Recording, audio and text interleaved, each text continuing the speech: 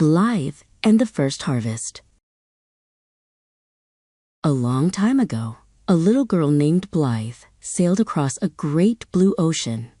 The sea was huge, and her ship, the Mayflower, felt very small. "I hope we find a friendly place," she whispered to the salty wind, holding her doll close.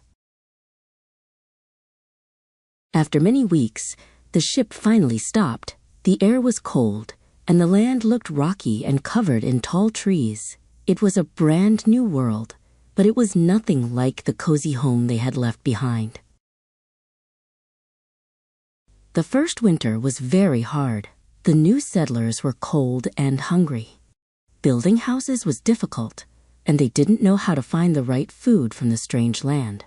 Blythe missed the warmth of her old fireplace.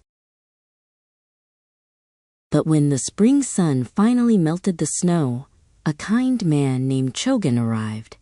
He was from the Wampanoag people who had lived on this land for a very long time. He spoke with the settlers' leader and promised to help. Chogan taught the settlers everything.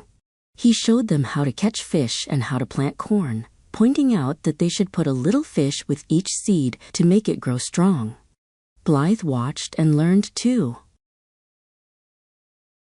One day, while Blythe was exploring, she saw a boy her age.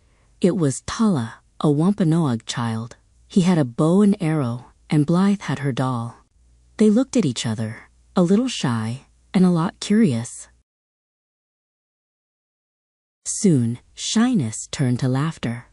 Tala taught Blythe how to listen to the birds and find wild berries. Blythe taught Tala a silly clapping game from her old home.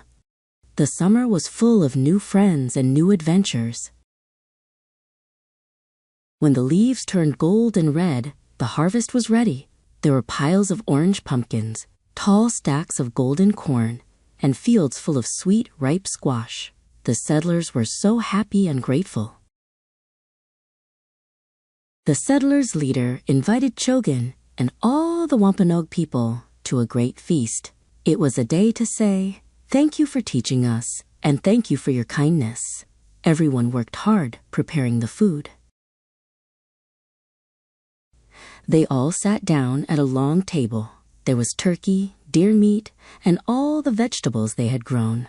Blythe sat right beside Tala. They smiled, full of food and full of friendship, sharing the first Thanksgiving meal.